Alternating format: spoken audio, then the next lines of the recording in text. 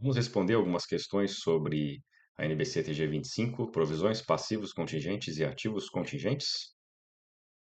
Segundo a resolução CFC número 1374 de 2011, alguns passivos somente podem ser mensurados por meio do emprego de significativo grau de estimativa. No Brasil, denominam-se esses passivos de provisões, e sobre as provisões e passivos contingentes normatizados pela NBC-TG 25, analise as afirmativas a seguir. Presumindo-se que possa ser feita uma estimativa confiável, as provisões são reconhecidas como passivo porque são obrigações presentes e é provável que uma saída de recursos que incorporam benefícios econômicos seja necessária para liquidar a obrigação. Essa afirmativa está correta. Ela define bem o conceito de provisão. 2. Passivos contingentes não são reconhecidos como passivo porque são obrigações possíveis, visto que ainda há de ser confirmado se a entidade tem ou não uma obrigação presente que possa conduzir a uma saída de recursos que incorporam benefícios econômicos ou obrigações presentes que não satisfazem os critérios de reconhecimento da NBC-TG 25. Correto também, é uma definição correta de passivo contingente. E 3. Os ativos contingentes são reconhecidos nas demonstrações contábeis, pois tratam-se de resultados que serão realizados. Está incorreto, né, porque os ativos contingentes não são reconhecidos nas demonstrações, eles são apenas divulgados e também não são resultados não realizados, não tem nada a ver. Portanto, apenas as afirmativas 1 e 2 estão corretas, o que nos indica o gabarito como a letra A para essa questão. Prova da Fundatec, analista de projetos, contador. Sobre provisões, passivos contingentes e ativos contingentes, analise as assertivas a seguir. 1. Ativo contingente é um ativo possível que resulta de eventos passados e cuja existência será confirmada apenas pela ocorrência ou não de um ou mais eventos futuros incertos não totalmente sob o controle da entidade. Correto. Apesar de o ativo contingente aí ser divulgado quando ele for um ativo provável, é sim um ativo possível, ativo contingente, por causa do termo contingente. 2. Contrato oneroso é um contrato em que os custos inevitáveis de satisfazer suas obrigações não excedem os benefícios econômicos que se esperam que sejam recebidos ao longo do mesmo contrato. Aqui, na verdade, é o contrário, é quando ele é oneroso justamente por causa disso, porque os custos inevitáveis excedem os benefícios econômicos, né? E não, então tem que tirar essa palavra não aqui para tornar a questão correta. Então, a afirmativa número 2 está errada. E uma provisão deve ser reconhecida quando as seguintes condições forem satisfeitas. A entidade tem uma obrigação presente, legal ou não formalizada, como resultado de evento passado, seja provável que será necessária uma série de recursos que incorporam benefícios econômicos para liquidar a obrigação e possa ser feita uma estimativa confiável do valor da obrigação. Perfeito.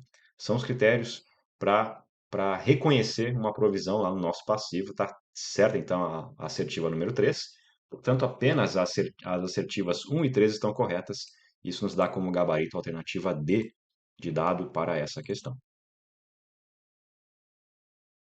Então, está na lista de contabilidade do Ministério Público Eleitoral de Santa Catarina, prova da Fundação Getúlio Vargas.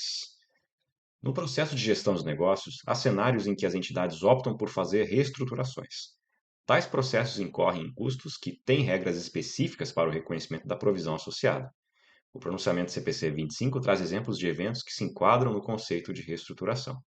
Dentre os eventos a seguir, o que não está sujeito a essas regras, por não ser um exemplo de reestruturação, nós temos que encontrar aqui, então, entre as assertivas, aquela que corresponda a algo que não seja reestruturação. A. Extinção de linha de negócio. Sim, é uma reestruturação. B. Fechamento de locais de negócio de um país. Também é uma reestruturação. C. Intenção de venda de unidade operacional. Então, a intenção por si só não é uma reestruturação, é só a intenção. Aqui, esse é o que a letra C é o gabarito da nossa questão. Portanto, porque as outras duas são reestruturações. Mudanças na estrutura da administração, como a eliminação de um nível de gerência, sim, é um exemplo da NBC-TG 25, e realocação das atividades de negócios de um país para outro, ou de uma região para outra, né? Sim, então a alternativa que não é uma reestruturação é a alternativa C dessa questão número 3. Analista administrativo, analista contábil, prova da banca Quadrix. Determinada empresa foi citada em ação judicial trabalhista movida por um ex-empregado que alegava pagamento de adicional de insalubridade em desacordo com a convenção coletiva da categoria, em valores históricos sem atualização de R$ 5.000. O setor jurídico da empresa informou que a possibilidade de ela ser condenada e ter de desembolsar valores em decorrência da ação era remota, improvável. Nessa situação hipotética, de acordo com o procedimento técnico CPC 25, o contador, alternativa A, deve registrar uma obrigação no passivo não circulante em favor do ex-empregado, atualizando o valor histórico por índice de inflação oficial. Não, ele não deve fazer isso porque a saída do recurso era remota. A probabilidade, né, a possibilidade era remota. Então é um passivo contingente, não uma provisão. Por isso não tem que ser registrado no passivo não circulante. B. Deve registrar uma provisão para riscos trabalhistas no passivo circulante no valor de 5 mil. Também não, né, já que não é provisão, é passivo contingente. C. Deve registrar uma provisão para riscos trabalhistas no passivo não circulante, atualizando o valor da causa por índice oficial de inflação. Também não. Não é uma provisão, é passivo contingente, já que a saída é remota. Ela não é uma saída provável. D. Deve apenas divulgar o fato no explicativo sem promover quaisquer registros contábeis. Na verdade, ela não tem nenhum dever de divulgar em notas explicativas porque a saída é remota. Ela vai ter o dever de divulgar se essa saída for também possível. E E. Não deve proceder nenhum registro contábil em contas patrimoniais nem divulgar o fato nos explicativos. Este aqui é o gabarito da nossa questão. Como a saída é remota, ela não tem o dever de fazer nada, nem de reconhecer, ela não deve reconhecer, na verdade, e ela também não precisa divulgar nossos aplicativos. Ela pode divulgar se quiser, mas não precisa. Questão número 5. No exercício social de 2020, a empresa Felicidade SA apresentou na conta provisões do saldo contábil de R$ 150 mil, referente a processos trabalhistas para a elaboração das demonstrações contábeis, em 31 de dezembro de 2021. Foram abertos processos contra a empresa Felicidade conforme o quadro a seguir. Então, neste quadro, nós temos alguns processos abertos, né, e a atualização desses valores pela empresa Felicidade SA. De acordo com o CPC 25, o efeito líquido causado na demonstração do resultado de 2021 da empresa Felicidade foi vamos fazer a conta, era R$ 150 mil em provisões que tinha final de 2020. E aí depois, o setor jurídico, né, apresentou este quadro aqui. Então, a carta apresentada pelos advogados e o montante estimado pelos advogados da empresa sobre os processos em que a empresa figurava como ré. Temos aqui um montante estimado, esses aqui com segurança, nós vamos supor, né? Então, 70 mil provável, vamos pegar 70 mil provável, uma provisão. 50 mil possível, como é possível a saída do recurso, nós temos aqui um passivo contingente. Nós temos também mais um valor provável de R$ 40 mil como uma provisão. Provisão provável.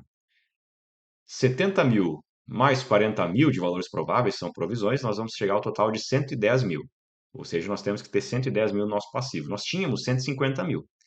Nós vamos diminuir esse passivo para 110 mil.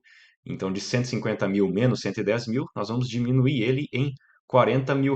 Como é uma diminuição de passivo, né, nós vamos registrar um débito nesse passivo, nós vamos registrar um crédito em conta de resultado. Crédito em conta de resultado é um ganho, é um aumento, é um efeito líquido de ganho, né, de aumento, causado na demonstração do resultado. Então, nós vamos aumentar em R$ 40 mil o gabarito da nossa questão, alternativa E, portanto, aumento de R$ 40 mil. Até o próximo vídeo.